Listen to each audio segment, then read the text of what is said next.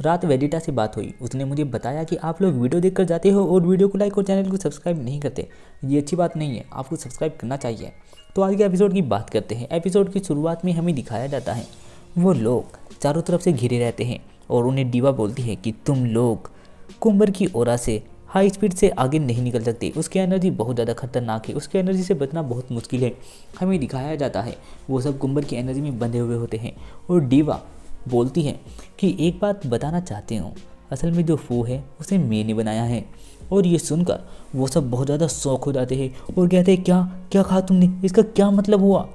और वो सब बहुत ही ज़्यादा हैरान होते हैं और वो कहती है सच में उसे मैंने ही बनाया है। वो उन सभी योद्धाओं के डाटा से बना है जिसे मैंने अलग अलग डायमेंशन में जाकर इकट्ठा किया था और इसलिए वो बहुत ज़्यादा खतरनाक है। उसमें माजिक काबरू से भी ज़्यादा ताकतवर डार्क किंग बनने की काबिलियत है और उसके अंदर बहुत ज़्यादा डार्क एनर्जी है। जब तुमने डार्क डिमोन रियल और डार्क एम्पायर को ख़त्म किया था तो उसने अपने अंदर से एक अजीब सी एनर्जी छोड़ दी थी और वो सब तुम्हारे अंदर चली गई थी। अब मैं उस एनर्जी को इकट्ठा करके उसे बाहर निकाल कर अगर मैं इसे फू को दूँ तो फू बहुत ज़्यादा ताकतवर डीमन बन जाएगा। असल में ये है डार्क फैक्टर, डार्क किंग की लाइफ फोर्स। और वो उन्हें एक अजीब सी चीज़ दिखाती है और बताती है कि ये उसी दौरान हुआ था जब तुम माजिक आबरू को ख़त्म करने वाले थे। उसने सील होने से पहले अपने शरीर के अंदर से बहुत सारी अजीब सी गैस छोड़ी थी और वही थी उसकी फोर्स जिसे लाइफ फोर्स के नाम से जाना जाता है और उसे हराना इतना आसान नहीं है। उस दौरान डार्क फैक्टर तुम लोगों के अंदर समा गई थी और अगर मैं ये डार्क फोर्स फू के अंदर डाल दूँ तो वो एक नया डीमोन किंग बन जाएगा जो कि सबसे खतरनाक होगा। समझ गए ना।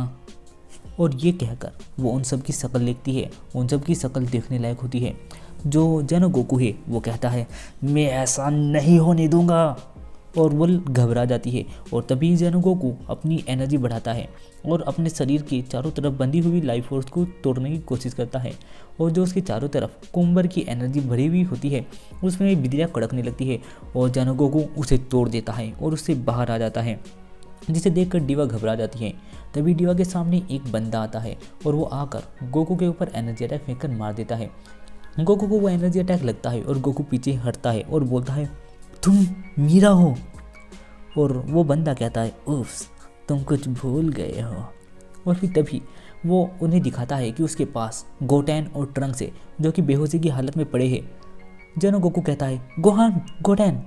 और तभी वो लाइफ फोर्स उड़ा हुआ डीवा के पास आता है और वो कहती है हमने इनसे डार्क फैक्टर हासिल कर लिया है, अब ये लोग हमारे किसी काम के नहीं हैं, इन्हें स्पेस और टाइम में मरने छोड़ दिया जाए। और तभी वो दोनों वहाँ से गायब हो जाते हैं।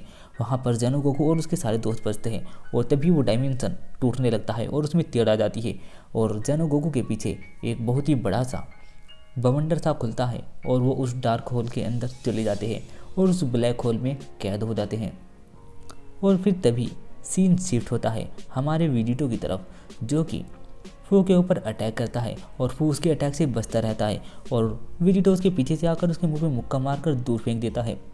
वो अपना मुंह साफ करता है और कहता है जानते हो मुझे लड़ना बिल्कुल भी पसंद नहीं है, पर महसूस होता है जैसे लड़कर मुझे अपने जादू की पहचान हो गई है और मैं कुछ कर सकता हूँ। विजिटो कहता है क्या बक बक कर रहे हो, ये बकवास बंद करो और मुझे अपनी पूरी ताकत दिखाओ, मेरे ऊपर पूरी ताकत से हमला करो। फिर फू कहता है ठीक है और फू अपनी एनर्जी बढ़ाता है। विजिटो कहता है अच्छा तो ये है तुम्हारी पूरी ताकत। फू कहते हैं हाँ लगता है। नए यूनिवर्स बनाने से पहले मुझे उसकी थोड़ी सी रक्षा करनी होगी और थोड़ा वेट भी करना होगा। तभी विजिटो उसके ऊपर आकर अटैक कर देता है और वो दोनों आपस में लड़ना शुरू कर देते हैं।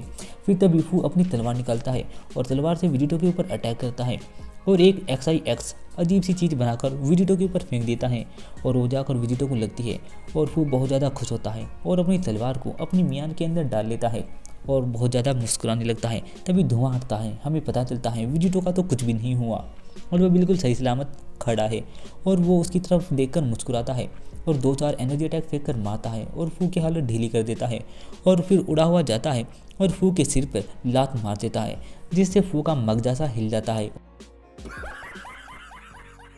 और फू ज़मीन पर आकर गिरता है। उसके नर्वस सिस्टम में भी कुछ गड़बड़ हो जाती है। फिर गोकू उसके ऊपर कामेहामेहा का अटैक फेंककर मारता है, जिसे देखकर फू इतना घबरा जाता है कि वो कुछ भी नहीं कर पाता। और विजितो उसके सामने नॉर्मली खड़ा रहता है और उसे देखता रहता है। धुआं हटने के बाद जो फू है वो बहुत ज़्यादा गुस्से में होता है और हाँफ रहा होता है, और उसकी हालत आज तक ऐसी किसी ने नहीं की। फिर तभी वो मुस्कुराते हुए बोलता है, तुम तो प्रिजन प्लैनेट के समय से काफ़ी ज़्यादा ताकतवर हो गए हो। विजितो कहता है, बिना मुझसे लड़े मेरी ताकत का अंदाज़ा लगाना बहुत मुश्किल हो सकता है।